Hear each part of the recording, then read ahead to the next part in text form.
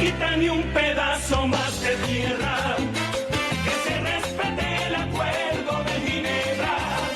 El Esequibo es Venezuela, la verdad nos acompaña, luchemos hasta el final por defender el territorio nacional.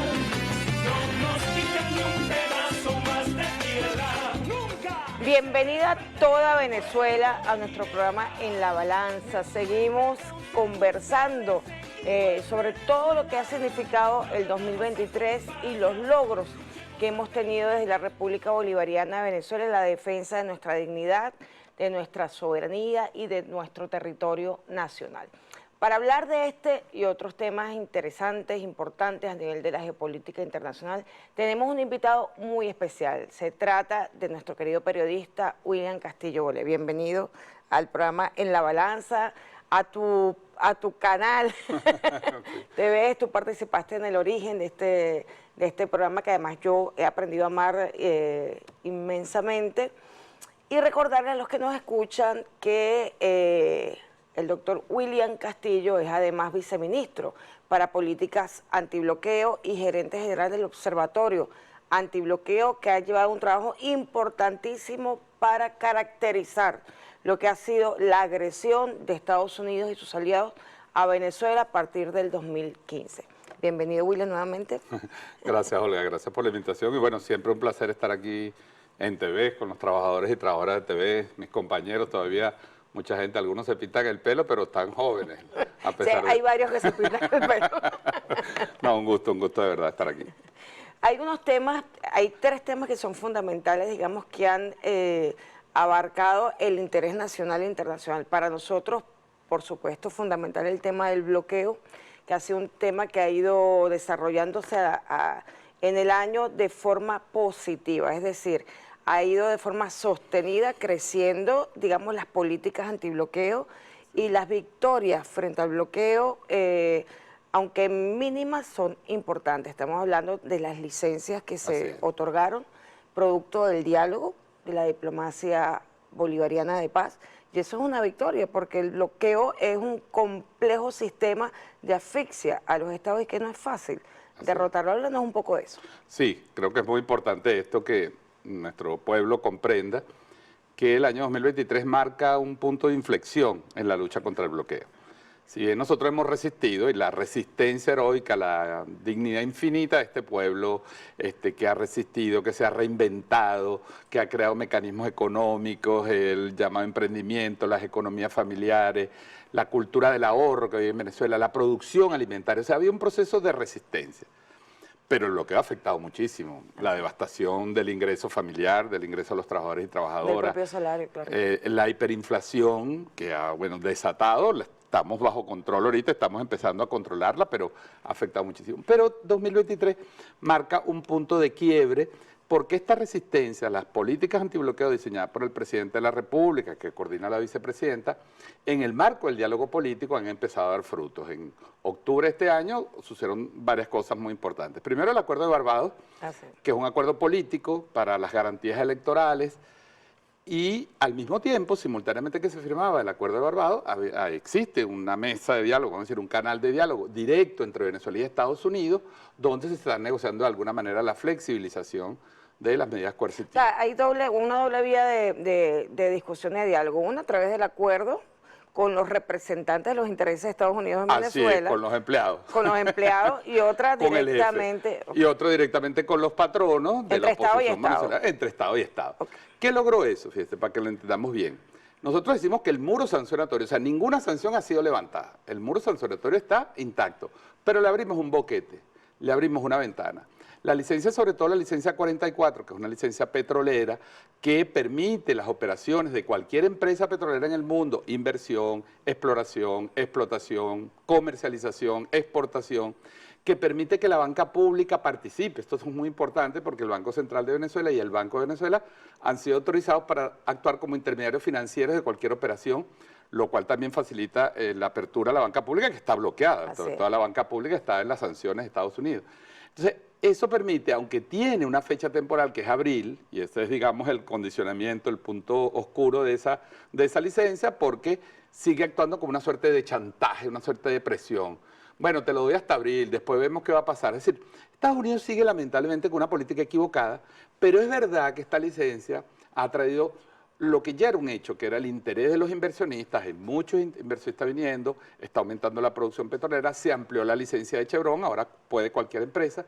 Se acaba de aprobar un proyecto de explotación de gas con Trinidad y Tobago en Campo de Dragón, en la zona de la plataforma del Tana, que está bien, tú sabes que ese mar está involucrado, no el de la plataforma del Tana, pero el que está un poco más abajo, en el territorio Esequibo, está en toda esta disputa, pero en Campo Dragón, que es un campo que comparten Trinidad y Tobago, 75% Venezuela, 25% Trinidad, se va a hacer un proyecto para exportar gas a Europa.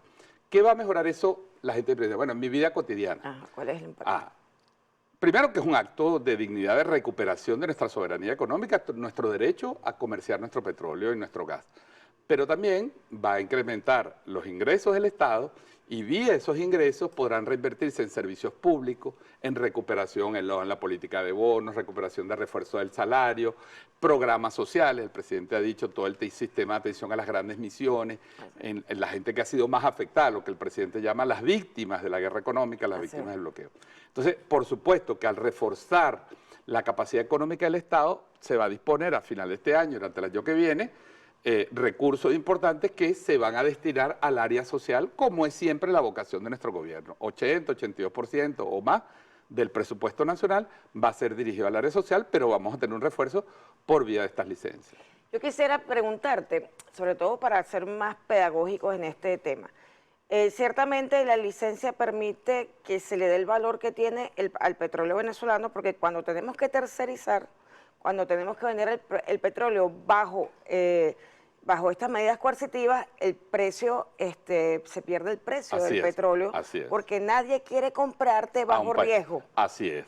Fíjate, exactamente esa es una explicación que nuestro pueblo debe entender muy bien. Primero, cuando la gente ve el precio del petróleo en la televisión... Vamos a poner ejemplo de precio. Vamos a poner que el petróleo está en 100, no, perdona, vamos a empezar por ahí. Ese precio es el marcador internacional, que es el West Texas o el petróleo del Mar del Norte, que es el petróleo que se cotiza más caro. Venezuela nunca recibe ese precio, nunca, con bloqueo o sin bloqueo. Es decir, Venezuela no recibe esos $100, esos $120 que ha llegado al precio del petróleo. Venezuela recibe nuestra cesta, al ser un petróleo pesado, tiene una cotización más baja, que a veces entre 25, 30, 35% de ese precio. Luego viene el país bloqueado. Entonces, las empresas que se han atrevido de alguna manera a apoyar a Venezuela en este comercio, bueno, cobran una prima de riesgo. Es decir, porque están en cualquier momento pueden ser afectadas por sanciones. Entonces, eso tumba el precio. Luego a Venezuela le han subido los costos de fletes, los seguros, porque todo barco que va con petróleo debe ser asegurado. Es un riesgo negociar con Venezuela. Al final, el porcentaje que recibe Venezuela es un porcentaje pequeño.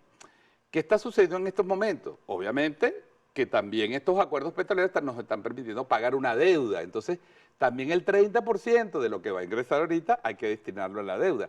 Eso nos va a liberar en el futuro esos recursos, pero en el corto plazo también tenemos que dedicarlo. Es decir, no es eso que sale en la prensa de que entonces el petróleo está y ahora sí nos tienen que dar. No, lo que sí es muy importante es que el país empiece a recibir de manera sistemática una cantidad de ingresos y pueda hacer planificación económica, planificación de la inversión. Y por supuesto, un incremento que aunque todavía es pequeño, es un incremento que va a ser dirigido fundamentalmente a la atención de las necesidades sociales del pueblo. Así es. Pero lo cierto es que ha sido una victoria porque es una estrategia. Lograr sentar a Estados Unidos para que se pueda discutir el tema además que de las medidas coercitivas ilegales, unilaterales, que violan el derecho internacional, que son causa de crímenes de lesa humanidad reconocidos por resoluciones de la Asamblea General de Naciones Unidas, pero que en el marco de la geopolítica nos toca enfrentar y buscar la manera de derrotarlas y en este caso, bueno, por lo menos de aliviarlas por un tiempo determinado, que ha sido lo que se logró con la licencia, ¿no? Licencias que están en el marco, no es que las han levantado, es que las licencias son un mecanismo en el marco de esas medidas coercitivas, de ese acto criminal de Estados Unidos que le permite al propio Estados Unidos beneficiarse de una situación económica. Así es, y por eso nosotros en el observatorio no retiramos, o sea, cuando se da una licencia, nosotros consideramos la licencia parte del sistema sancionatorio. Claro. Lo que pasa es que es como una suerte de ventana, de oportunidad que te dan durante un tiempo determinado y bajo unas condiciones muy específicas. Lo importante en la licencia 44 es que es verdad que es una licencia bastante amplia. Es decir, si esta licencia se extendiera o se dejara sin necesidad de renovar, bueno, prácticamente se estaría abriendo por completo el sector petrolero. Sin embargo, eso ya está determinando una serie de convenios que se están firmando con empresas de China, con empresas de Rusia, con empresas de Irán, con empresas europeas. Este proyecto de gas es para 4 países de Europa, el de Campo Dragón. Y hay que recordar que la crisis de Europa es una crisis de gas, porque ellos se metieron en una guerra llamada estas guerras proxy. Oferente de gas. Exactamente, se metieron en una guerra y ahora pagan 4 veces el precio del gas, cuando tenían el gas ruso, que es el gas más barato del mundo.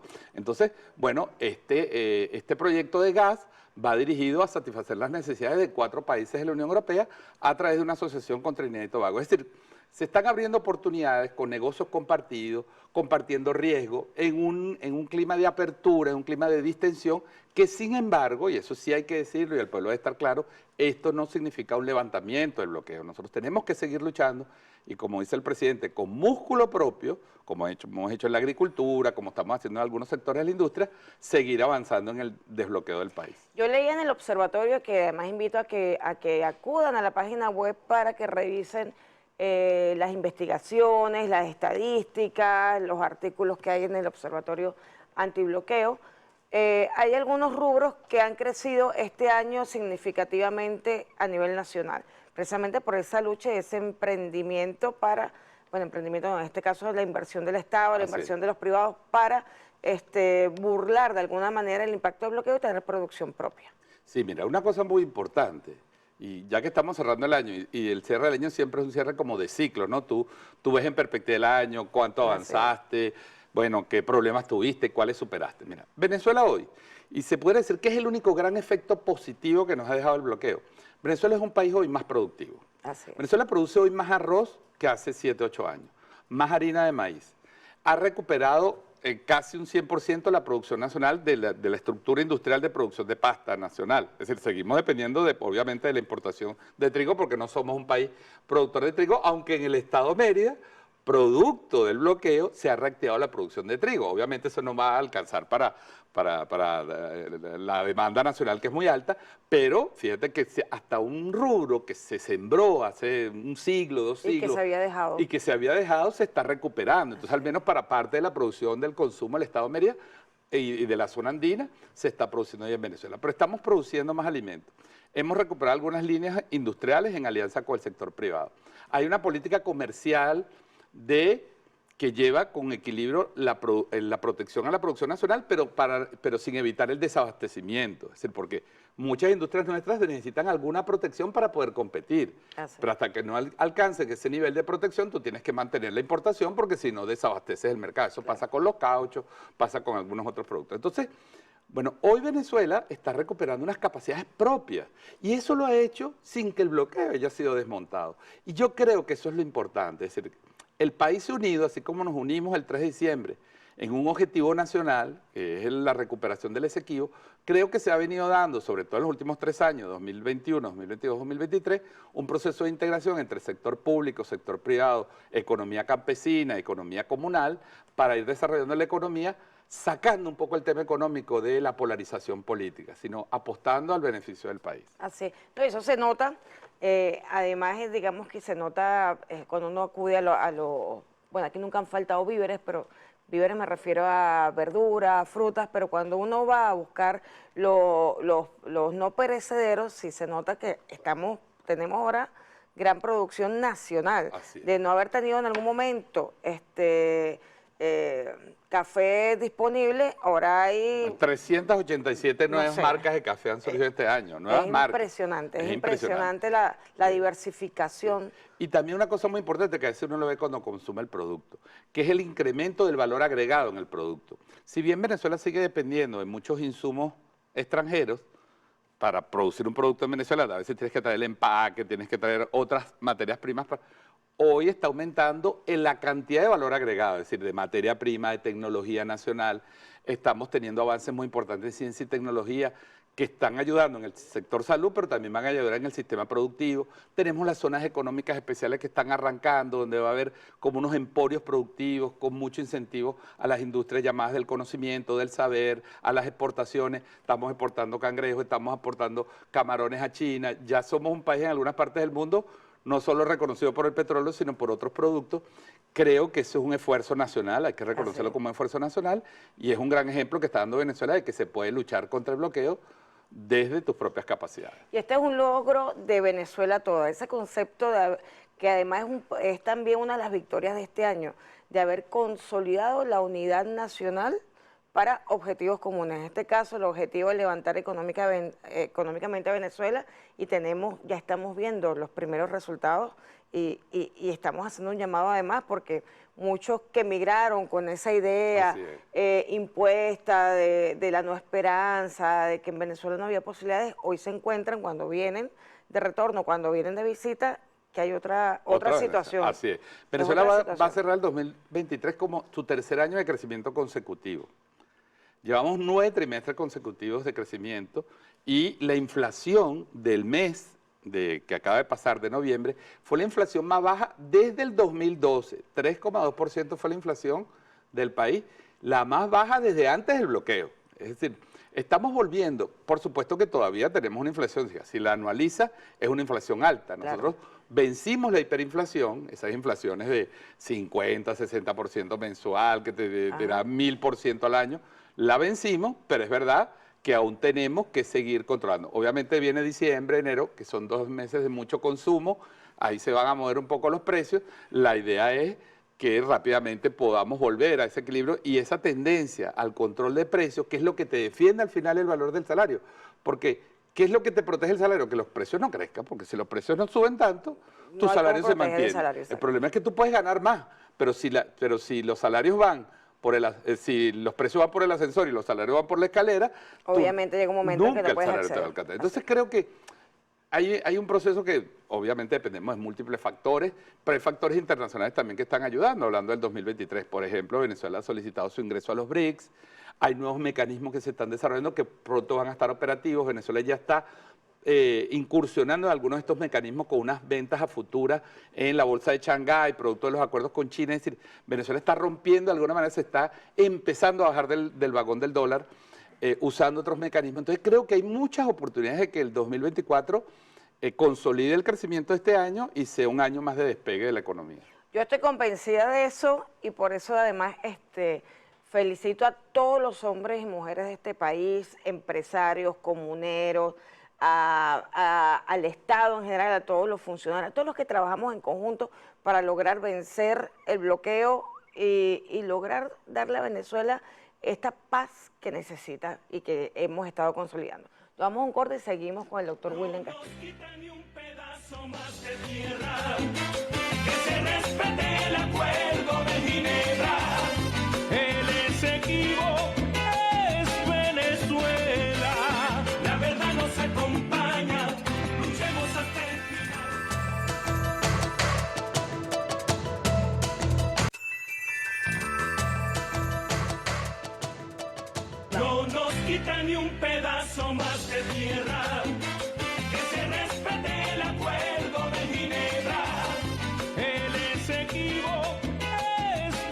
Continuamos con el doctor William Castillo, viceministro para Políticas Antibloqueo del Ministerio del Poder Popular para las Finanzas y la Economía.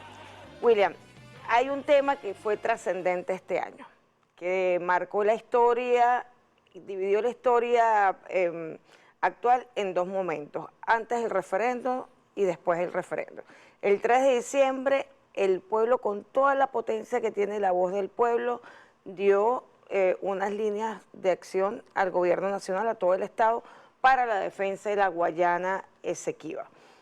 Tú eres comunicador, tú eres periodista, esto ha sido, digamos que un hecho histórico nunca visto, no tiene precedentes. Hemos tenido, como no, otros referendos de otro tipo, una consulta en el 99 para permitir la Asamblea Constituyente, pero esta marcó la historia. Háblanos un poco de tu impresión sobre esta situación. Bueno, yo como ciudadano, primero, ¿no? O sea, yo felicito al pueblo de Venezuela por haber hecho un ejercicio inédito de soberanía.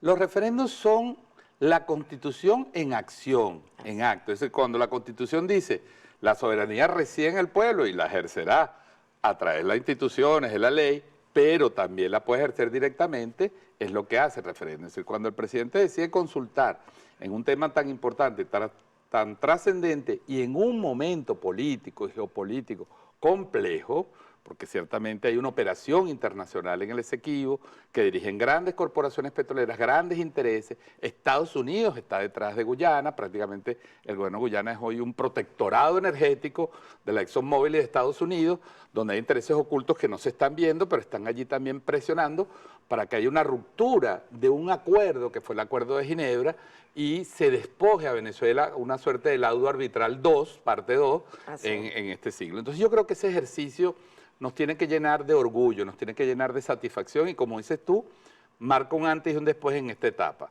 Sin embargo, no olvidemos una cosa, porque tú lo mencionabas también. Este es el sexto referendo que se realiza en 23 años.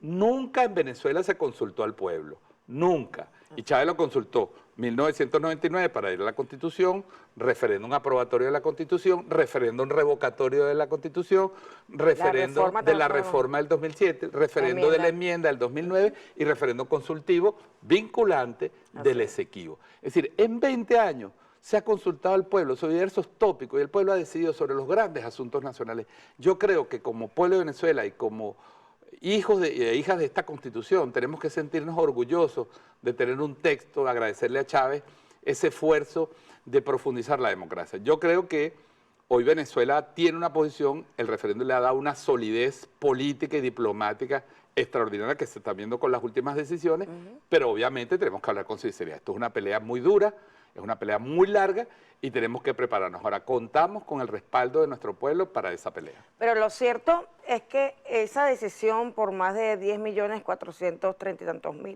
venezolanos que acudimos a apoyar, respaldar las acciones que estaban allí consultándose, tuvo un efecto inmediato. Ciertamente es un proceso largo porque todo proceso diplomático es un proceso que requiere mucho diálogo, de mucho intercambio, de poner en la mesa opciones para negociar en el sentido diplomático, ¿no? Que es diferente al negociado jurídico, este es diplomático, es decir, ver qué nos conviene en el marco del Acuerdo de Ginebra.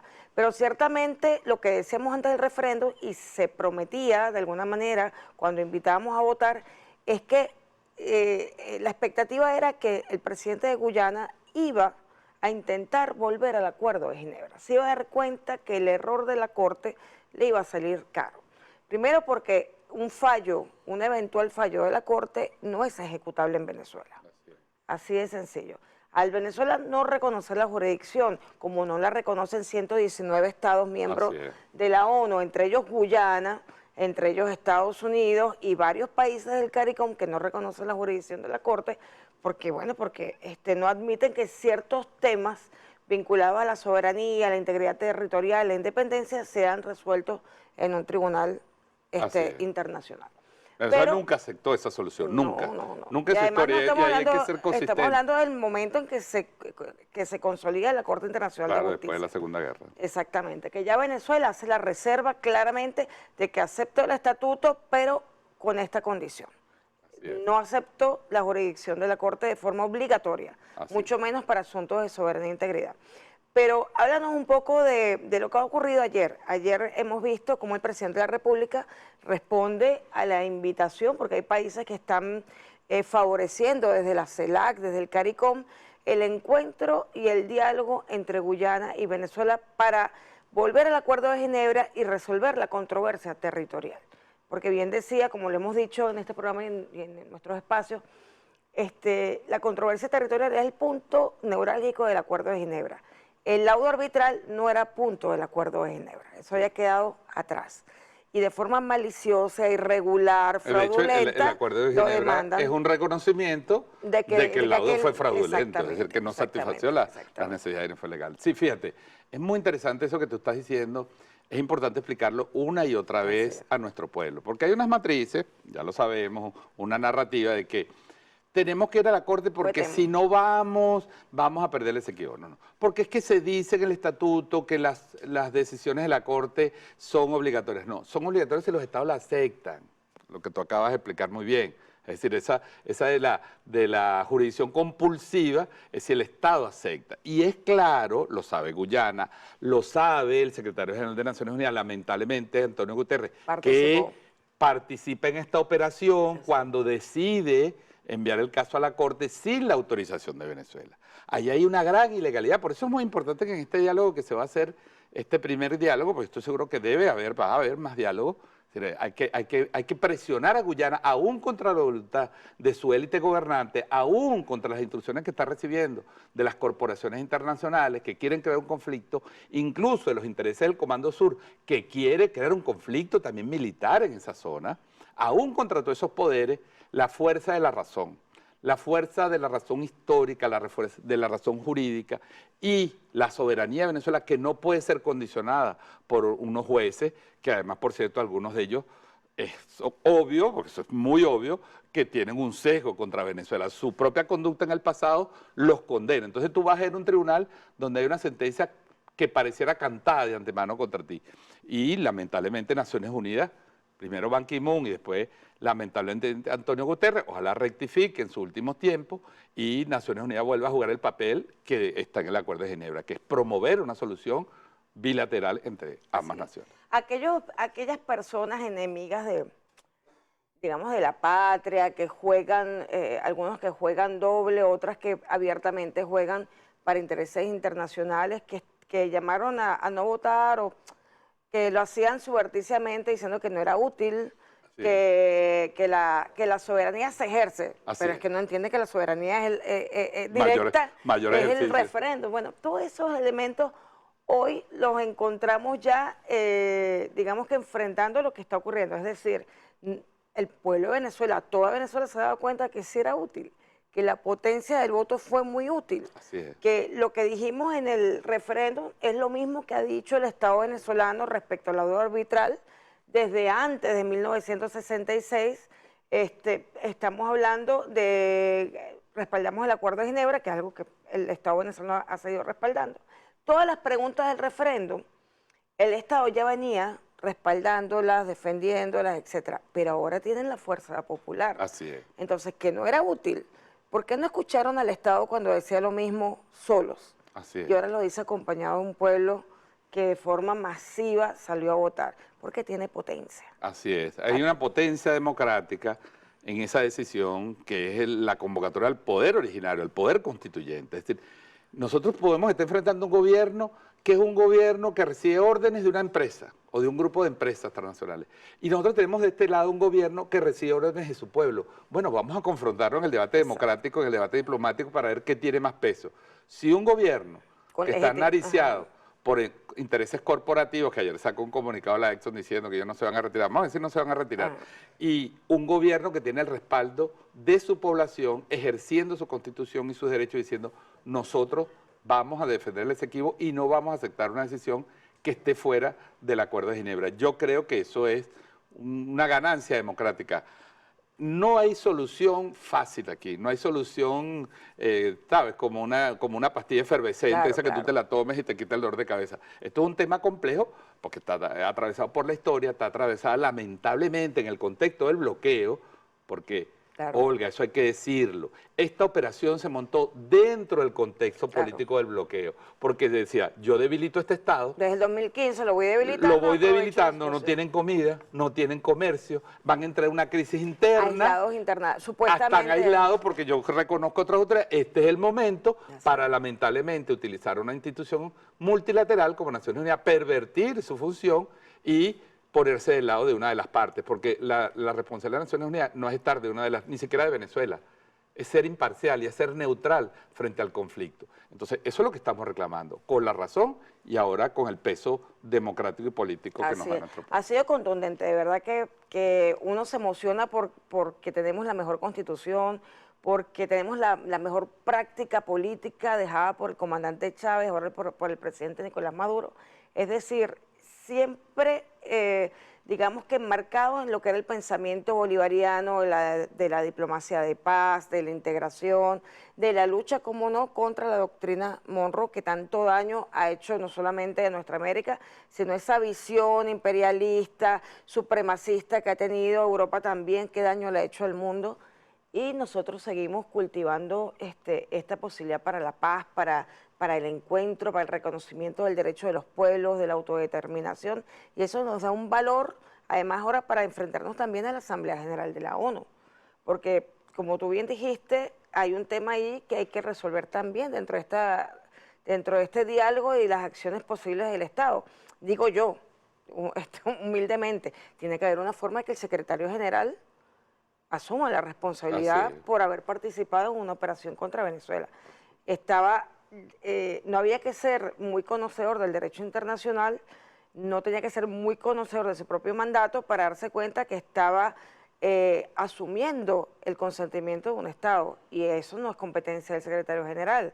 Es decir, él no podía subrogarse en el consentimiento de Venezuela, por un lado. Segundo, si el Acuerdo de Ginebra claramente establece que la solución debe ser pacífica, práctica y beneficiosa para ambas partes, está clarísimo que difícilmente la Corte Internacional, y sin el consentimiento de Venezuela, además, pudiera buscar una solución beneficiosa para ambas partes. Claro, fíjate, eso es imposible. Por eso te digo que hay que hacer un gran ejercicio, el trabajo que ustedes vienen haciendo, un grupo de expertos, porque fíjate, el presidente decía hace unos días, que es una cosa que yo quiero resaltar, el referéndum hizo otra cosa, convirtió el Esequibo en un tema del pueblo. Así es. Por supuesto que todos aprendemos de los expertos, de los conocedores, porque son las personas que han estudiado este tema durante años, los abogados, los constitucionalistas, ahí está el general Pompeyo, ahí está Samuel Moncada, o sea, tenemos un grupo de brillantes abogados en todos los sectores del país, porque podemos decir que también hay expertos del otro lado. Entonces, y fíjate, ayer se instaló la comisión presidida por la vicepresidenta que va a convocar a todas las opiniones y va a escuchar a todas las opiniones, es decir, consecuencia del referéndum también, porque es una posición de Estado.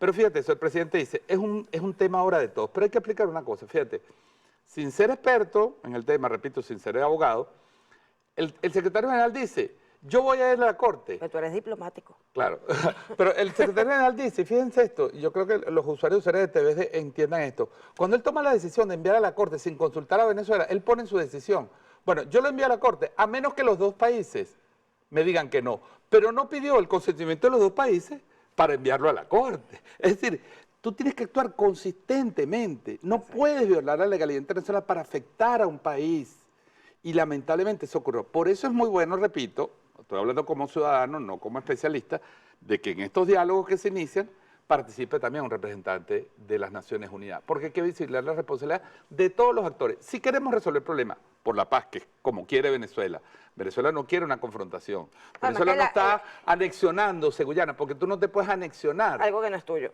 No te puedes anexionar algo que es tuyo. Por eso, exacto. Ya es nuestro, además ahora es un Estado en nuestra Constitución, no podemos parecer, pero es verdad que las matrices internacionales, la narrativa internacional es el país grande contra el país pequeño, Venezuela se quiere anexionar un territorio que lo olvidó por 2 siglos y están tratando de manipular la opinión en el mundo, la opinión diplomática, para aislar a Venezuela en este caso. Por eso yo creo que el diálogo es una gran victoria y hay que seguir apostando a él. Así es. Definitivamente esto ha sido, digamos que un evento donde la verdad pudo ser mostrada con su verdadera cara, por decirlo de alguna manera, porque hubo mucha campaña en contra del referéndum, hubo campaña, digamos que para beneficiar más bien los intereses de la República Cooperativa de Guyana, y sin embargo todo el pueblo unido salió a defender la Guayana Esequiba porque hay un reconocimiento histórico de que ese territorio es venezolano. No solo la razón jurídica, la razón histórica nos asiste, y eso fue el resultado del 3 de diciembre. Ciertamente vienen ahora leyes orgánicas, leyes especiales, un desarrollo importante de la institucionalidad para darle forma político-territorial a la Guayana Esequiba. Esto, ¿cómo lo percibe toda Venezuela? Tú que estás también en la calle. Sí, bueno, estos días ha comenzado desde el mismo 4 de diciembre, un proceso de consulta. La Asamblea Nacional ha abierto las leyes, estas que están propuestas, por ejemplo, la de la defensa, la Guayana Esequiba, a consulta pública. Como te digo, ahí está participando desde cualquier ciudadano que puede dar su opinión hasta personas muy serias que han estudiado este tema y que incluso pueden tener visiones distintas siendo venezolanos. Es decir, eso es lo interesante del debate democrático. Podemos tener visiones distintas de la historia, de qué pasó, de los eventos históricos, pero tenemos una misma posición como venezolanos. Entonces creo que lo que está haciendo la Asamblea Nacional, direccionado por supuesto por el presidente, que consultemos todos, sigamos el espíritu del 3 de diciembre, es decir, los pasos que demos estén respaldados por nuestro Estado, por las instituciones, por la Fuerza Armada, por los poderes públicos, por los ciudadanos y ciudadanas. Yo creo que esa posición de fortaleza es lo que va a hacer que avance el diálogo político. Esta entonces fue una segunda victoria de toda Venezuela. La primera ha sido seguir elevando el nivel económico en Venezuela, la lucha, lo que hablamos del primer segmento, la primera victoria contra el bloqueo la estamos ya sintiendo. Y la segunda victoria que fue unir a toda Venezuela en un objetivo común y que tiene un efecto contundente a nivel internacional y ya lo estamos viendo. Nos vamos a un corte y seguimos con el doctor William Castillo. Que se respete el acuerdo de Ginebra. El Esequibo es Venezuela. La verdad nos acompaña.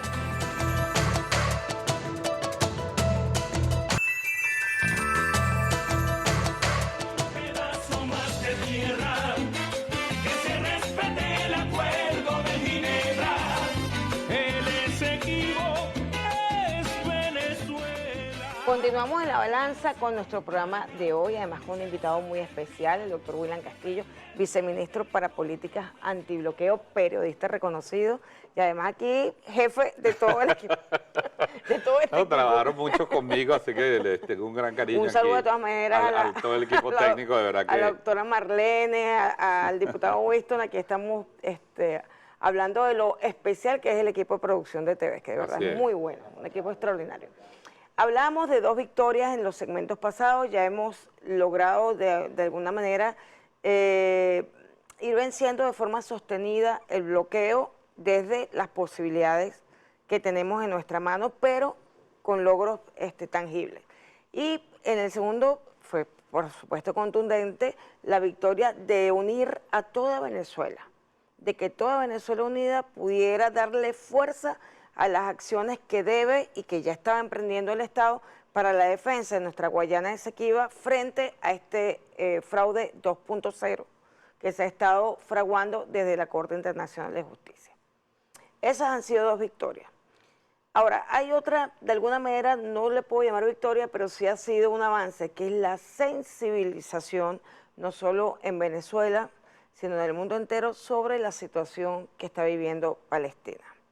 Eso ha sido uno de los tópicos del año 2023 que también tocó la sensibilidad del pueblo venezolano, porque en las marchas que se han hecho, en los encuentros que se han hecho, hemos visto unidos a la comunidad árabe, a la comunidad venezolana, de todos los sectores, unidos para defender el derecho que tiene el pueblo palestino a la vida, a su tierra, a la humanidad, y condenar el ataque sistemático del Estado de Israel contra el pueblo palestino y particularmente en la Franja de Gaza. También la sensibilización para que todos nos sumemos a la denuncia y a la condena, porque desde el 7 de octubre ha sido alarmante para la comunidad internacional la masacre que se ha cometido contra el pueblo de Gaza. Hoy 17.000 personas civiles ya han sido asesinadas y la comunidad internacional, salvo los pueblos, la comunidad internacional poco dice. Venezuela sí levantó su voz y otros países dignos como Venezuela. ¿Qué opinión merece para ti esta situación?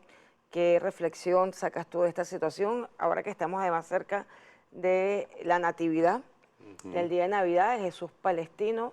¿Qué reflexión? Porque digamos que este segmento ya para despedir el programa, el último segmento, es un segmento para seguir sensibilizando. Claro, y porque estos son días de reflexión, ¿verdad? Así es. Reflexionábamos sobre el nacimiento, el Hijo de Dios que vino a decirle al mundo, ¿no? cómo debíamos vivir en paz, en armonía, con amor al prójimo. Pero fíjate, yo quiero decir una cosa, ¿no?, sobre este tema. Uno, la noticia más triste del 2023, sin duda, el genocidio es un genocidio, de acuerdo a lo tipificado en el artículo 7 del Estatuto de Roma. Es un genocidio, es un crimen contra la población civil que se está cometiendo en las narices del mundo, a los ojos de la comunidad internacional y Naciones Unidas, cuando apenas siquiera pide un cese al fuego, después de meses, después de semanas, después de miles de víctimas. Bueno, por supuesto, Estados Unidos con su poder de veto bloquea un cese al fuego, y no se estaba pidiendo ni siquiera el retiro de las tropas del territorio de Gaza, al menos que no se siguiera bombardeando hospitales, matando niños, matando ancianos, matando enfermos, mujeres. Entonces esa es la noticia más triste de este año, que nos tiene que hacer pensar este diciembre, cuando estemos en familia, sobre hacia dónde están dirigiendo el mundo. La otra cosa que yo quiero recordar es que Venezuela, junto a Bolivia, por cierto, en este continente, Venezuela hace 15 años el comandante Chávez rompió relaciones con Israel por bombardear Gaza. Así es. Es decir, a veces nos quedamos en esto, que ha sido terrible, porque además es el hecho más inhumano desde la Segunda Guerra Mundial, lo que sucedió en los últimos meses.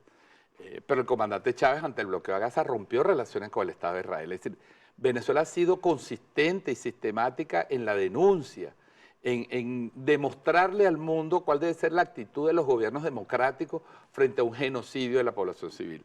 Así que yo creo que todos tenemos la obligación moral, la obligación ética y humana de denunciar lo que está pasando, de seguir solicitando un cese al fuego, seguir solicitando los corredores humanitarios, porque una de las cosas más terribles que se han hecho es que se anunciaban bombardeos, se le pedía a la población civil que saliera, y cuando salía lo bombardeaban a campo abierto. Es decir, una cosa que algunos judíos de Israel, judíos de Israel, o sea, porque hay que diferenciar el judaísmo del sionismo. Sí. No es la religión. Por eso también la manipulación con el antisemitismo. Parece que cualquiera que critica un genocidio entonces es antisemita, se está contra el pueblo de Israel. Uno no está contra el pueblo judío ni contra su religión, está contra un Estado criminal asesino que lamentablemente es instrumentalizado. Que valga decir que la mayoría de los dirigentes que ha tenido el Estado de Israel, sobre todo en el momento actual, ninguno es de origen semita.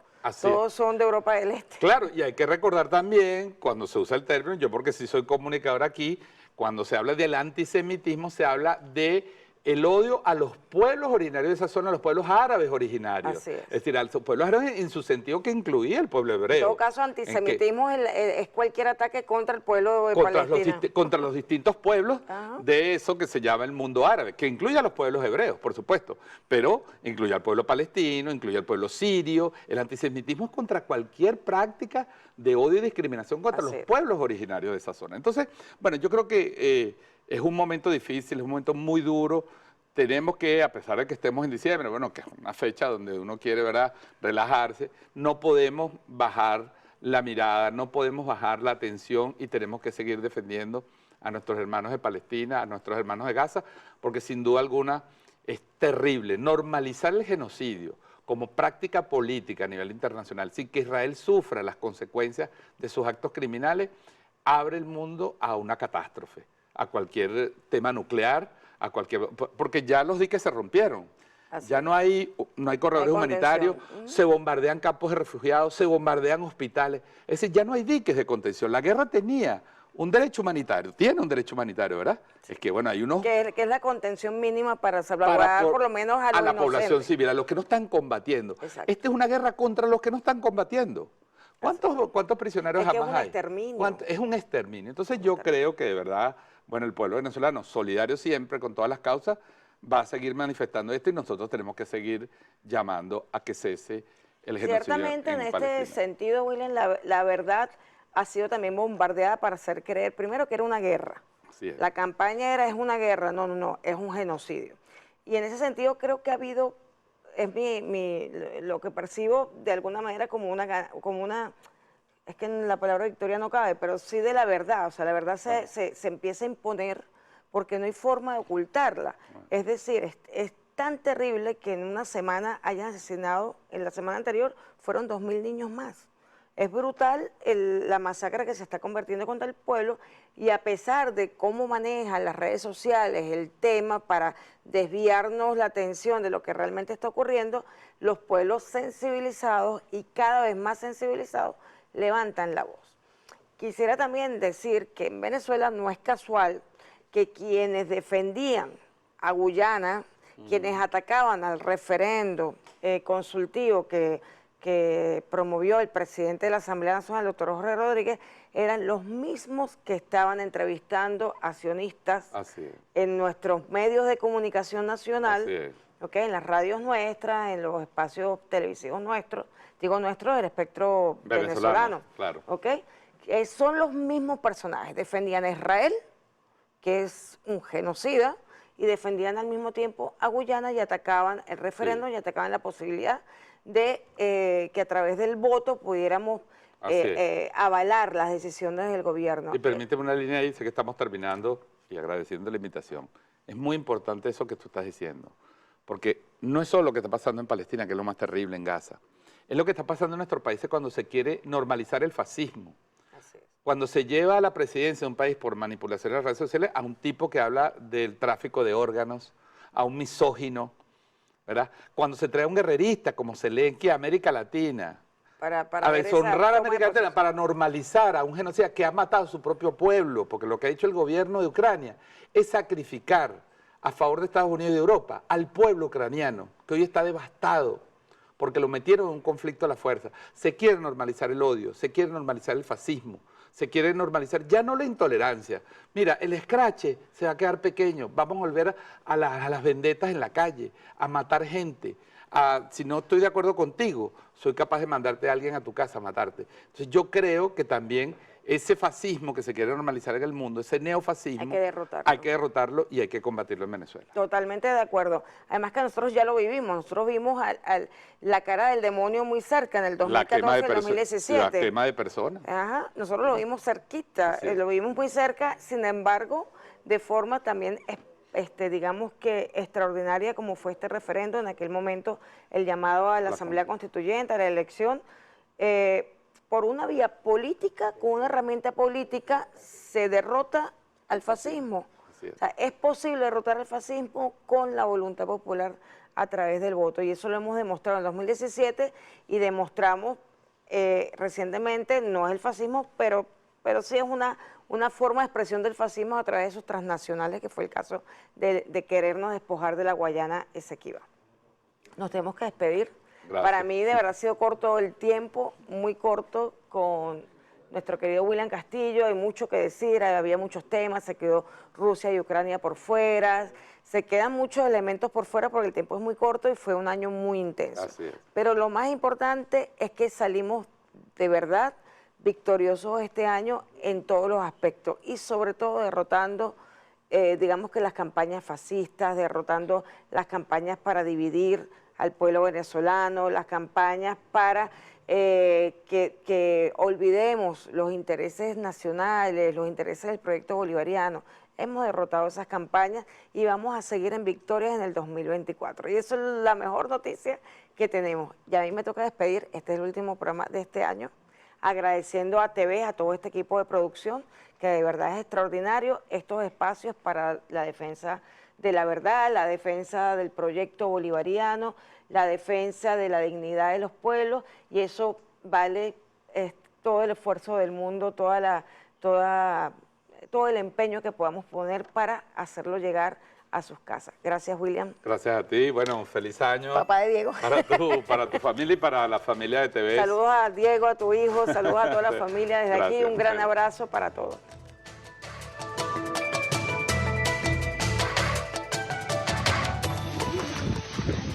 Originarios de esta tierra, manifestamos hoy que Esequibo es de nosotros. El 3 de diciembre marca un hito muy histórico. La tierra es indivisible. Por eso que Esequibo es de nosotros a partir de hoy y para siempre.